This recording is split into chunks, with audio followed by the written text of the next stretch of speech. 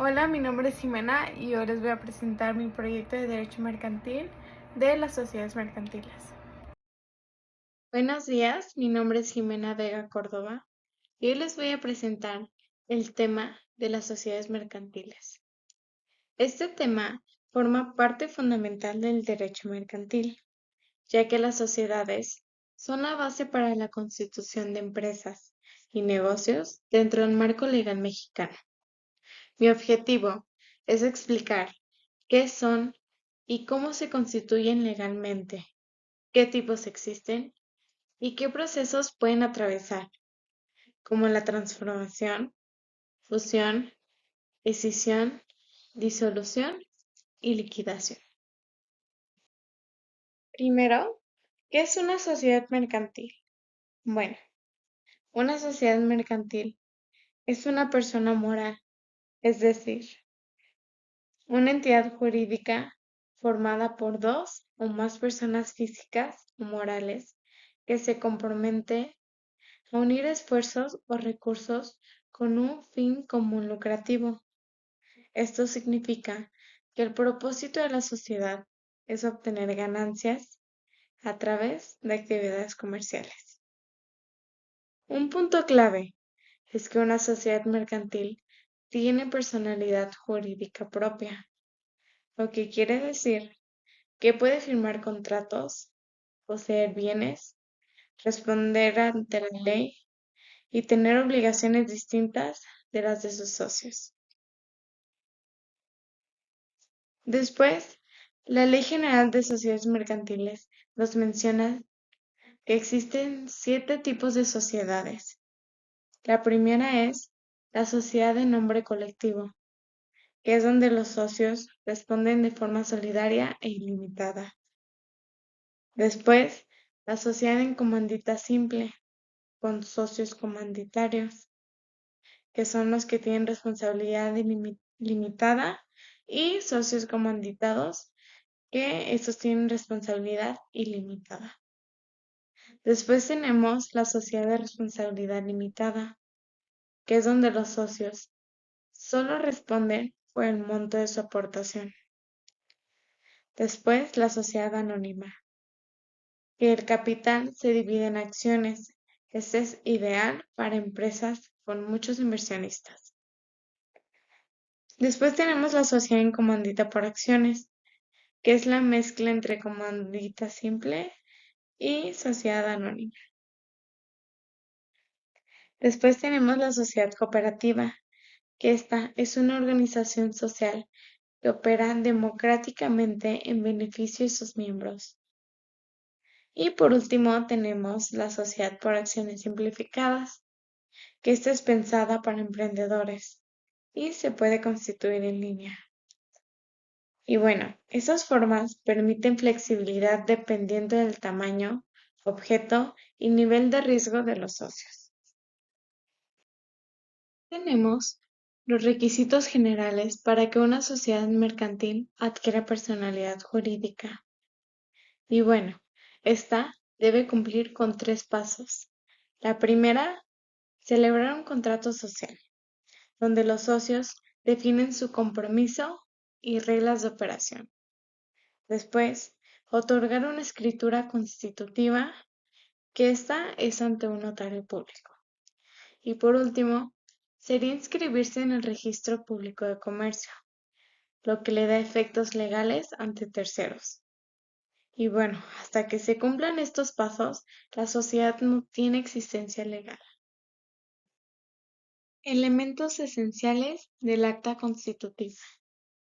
El acta constitutiva es el documento legal, base de la sociedad, y según el artículo 6 de la Ley General de Sociedades Mercantiles, debe contener nombre, nacionalidad y domicilio de los socios, objeto social que define la actividad de la empresa, razón social o denominación, domicilio y duración de la sociedad, capital social, forma de aportaciones y distribución, y forma de administración y vigilancia. Y también reglas para distribución de utilidades y disolución. Y bueno, en este documento también incluye los estatutos sociales, que son como las reglas internas de funcionamiento. ¿Qué papel juegan los estatutos sociales en la constitución de una sociedad? Bueno, como lo comenté antes, los estatutos sociales establecen las reglas internas de organización, funcionamiento, derechos y obligaciones de los socios y regulan la vida jurídica de la sociedad. ¿Qué diferencia existe entre la constitución de una sociedad por comparecencia ante notario y por suscripción pública? Bueno, la sociedad anónima se puede constituir por dos vías. La primera es la comparecencia directa ante notario, que es cuando los socios fundadores están presentes en el acto de constitución. Y la segunda, que sería suscripción pública, que es cuando se invita al público en general a participar como accionistas. Ambas formas requieren procedimientos específicos y un mayor control contable. Después les voy a hablar un poquito sobre lo que es la transformación. Bueno, la transformación ocurre cuando una sociedad cambia de tipo. Por ejemplo, una sociedad de responsabilidad limitada puede transformarse en una sociedad anónima si necesita más capital y accionistas.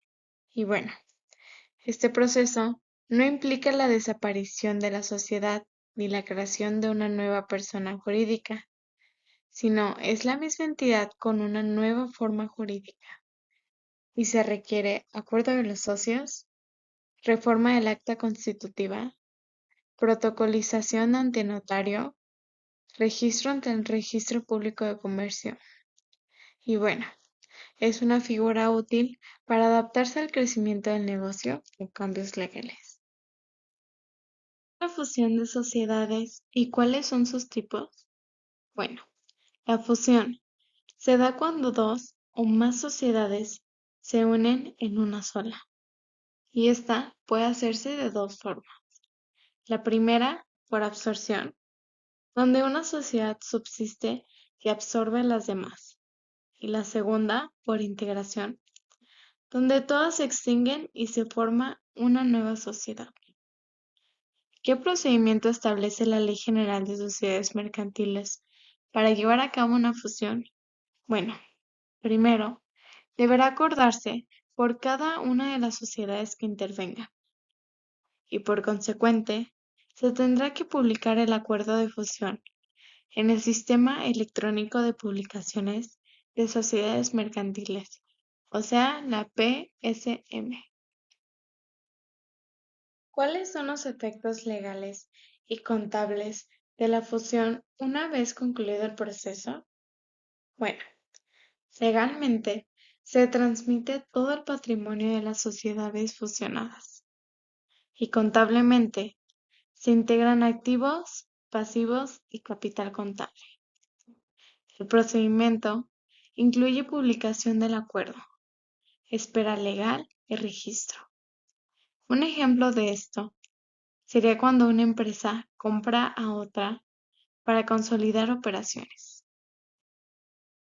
¿Qué se entiende por escisión de sociedades mercantiles según la Ley General de Sociedades Mercantiles?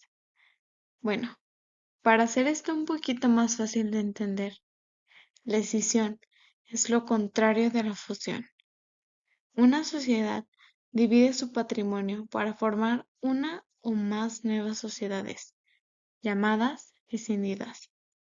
Puede ser total si la sociedad original desaparece o parcial si la sociedad escindente continúa existiendo y transfiere parte de su patrimonio. Después tenemos los pasos y requisitos legales para realizar una escisión. Primero, tenemos el acuerdo de la asamblea de socios o accionistas, que la escisión debe ser aprobada por la Asamblea General de Socios o Accionistas.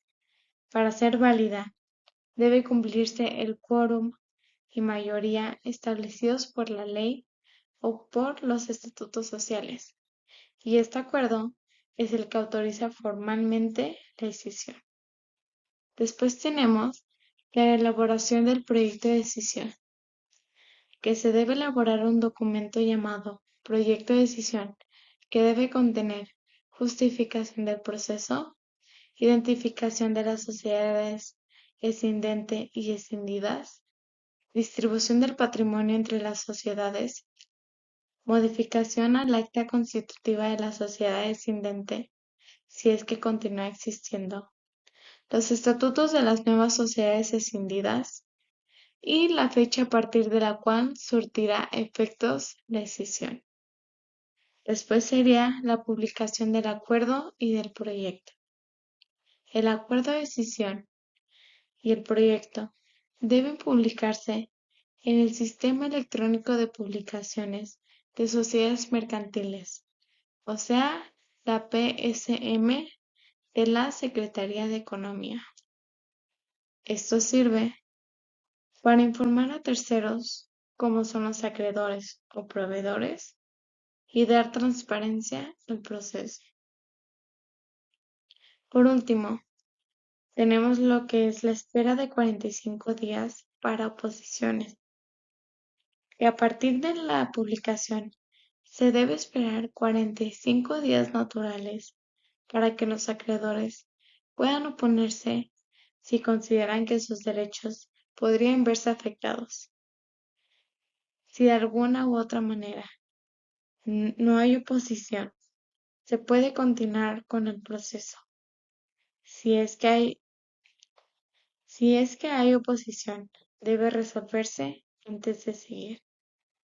Después tenemos lo que es la escritura pública, que bueno, una vez transcurrido el plazo sin oposición o resueltas las quejas, se debe formalizar la decisión mediante escritura pública ante notario. Esta escritura incluiría todos los elementos del proyecto de decisión. Y lo último sería la inscripción en el Registro Público de Comercio. Finalmente, la escritura de decisión debe ser inscrita en el Registro Público de Comercio, correspondiente a la sociedad escindente y a cada nueva sociedad escindida. Solo entonces, la decisión surte efectos legales ante terceros. Después tenemos los que son las causas de disolución de una sociedad mercantil. Que bueno, la disolución marca el fin de las operaciones normales de la sociedad. Y bueno, estas son situaciones que ponen fin a la vida normal de la sociedad y obligan a iniciar su liquidación. Y estas son las siguientes causas por las que se puede dar una disolución. La primera es el vencimiento del plazo fijado en el contrato social. Que bueno, cuando en el acta constitutiva se establece una duración específica para la sociedad, por ejemplo, puede ser 10 o 20 años, dependiendo. Al llegar a esa fecha, la sociedad se disuelve automáticamente, a menos de que los socios acuerden prorrogarla antes. La segunda es la imposibilidad de realizar el objeto social. Si por alguna razón ya no es posible llevar a cabo la actividad para que fue creada la sociedad, por ejemplo, por cambios legales, pérdida de licencia o recursos esenciales, se considera que la sociedad ha perdido su razón de existir y ésta tiene que disolverse. Después tenemos el acuerdo de los socios, que bueno, los propios socios pueden decidir disolver la sociedad en cualquier momento, siempre y cuando se respete el quórum y mayoría exigida por la ley y por los estatutos. Esto suele pasar si ya no quieren continuar con el negocio o desean iniciar una nueva actividad. Después, Reducción del número de socios por debajo del mínimo legal. Algunas sociedades tienen un número mínimo de socios exigido por la ley. Por ejemplo, 2 en una sociedad anónima. Si por alguna causa el número de socios se reduce y no se restituye en el plazo legal, esta se tiene que disolver. Después seguimos con la pérdida de 2/3 partes del capital social. Si la sociedad pierde más de 2/3 partes de su capital, por ejemplo, por deudas o pérdidas operativas, y los socios no acuerdan reinvertir o recapitalizar la sociedad, se considera que está en una situación crítica y esta, por lo tanto, se tiene que disolver. Y bueno, estas causas buscan proteger a los socios, acreedores y al entorno legal, evitando así que una sociedad continúe existiendo si ya no puede operar con normalidad. Como ya comenté, después de la disolución sigue la liquidación, que bueno, la liquidación consiste en cerrar legalmente la sociedad y esta incluye nombrar liquidadores, concluir las operaciones pendientes, vender bienes y cobrar créditos, pagar deudas, repartir el remanente entre los socios y bueno, los liquidadores tienen facultades similares a los administradores, pero limitadas a cerrar la empresa correctamente. ¿Qué funciones tienen los liquidadores y cómo son designados? Bueno, el artículo 235 nos dice que los liquidadores representan a la sociedad en liquidación y están obligados a concluir las operaciones sociales. Y el artículo 236 nos dice que los liquidadores serán designados conforme a lo previsto en el contrato social o por la asamblea de socios. ¿Cuáles son las principales características de las sociedades anónimas y las sociedades de responsabilidad limitada? Bueno, el artículo 87 nos habla de que en la sociedad anónima el capital se divide en acciones y los accionistas solo están obligados al pago de sus acciones. El artículo 58 nos habla de que en la sociedad de responsabilidad limitada el capital se divide en partes sociales, no en acciones, y los socios responden hasta por el monto de sus aportaciones. Y bueno, ¿qué ventajas y desventajas tienen los distintos tipos de sociedades mercantiles desde el punto de vista contable y fiscal? Bueno, al elegir el tipo de sociedad, se deben considerar varios factores. Por ejemplo, en la sociedad anónima, permite captar inversión externa y cotizar en bolsa, pero por lo mismo, esta exige más formalidades. La sociedad de responsabilidad limitada es ideal para pequeños negocios familiares, ya que tienen menos trámites, pero un número limitado de socios. Después, la SAS es ágil, económica y puede constituirse en línea, sin notario, pero tiene un tope de ingresos anuales para operar legalmente, que son los 6 millones de pesos. Estas opciones permiten a los emprendedores y empresarios elegir la estructura más conveniente para su negocio.